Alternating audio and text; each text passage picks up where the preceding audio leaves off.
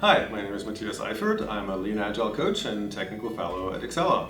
I'm very excited to be presenting at AgileDC this year, and my topic is Complexity is the Enemy, how Agile Practices Allow Us to Operate in a VUCA World.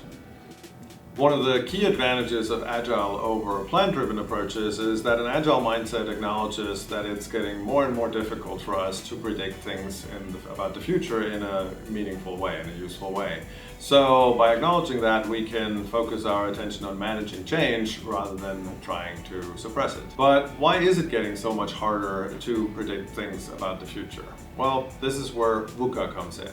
VUCA stands for volatility, uncertainty, complexity, and ambiguity.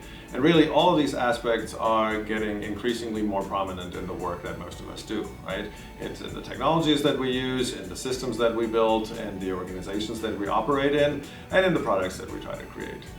Now, the thing is that unpredictability that comes with all of this really requires us to use different problem-solving and management approaches. And if we don't recognize that, and if we don't adjust for that, it really dramatically increases the risk to our projects. So in this session, we're going to take a look at the Cynefin Framework because it's really helpful in helping us figure out what kind of problem context we operate in and how we should best approach things in that area.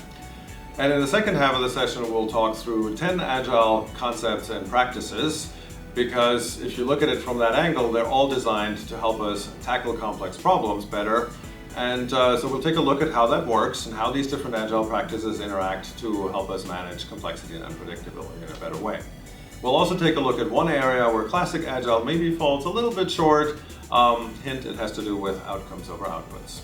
There's a lot of Agile out there where people are basically following some sort of defined process and going through the motions. And I think part of the reason for that is that our education system, the training that most people get when they start their journey to agility, doesn't necessarily always focus enough on the why. Why are we actually doing all of these things? Why are these concepts necessary to deal with certain types of problems? And how does that exactly work?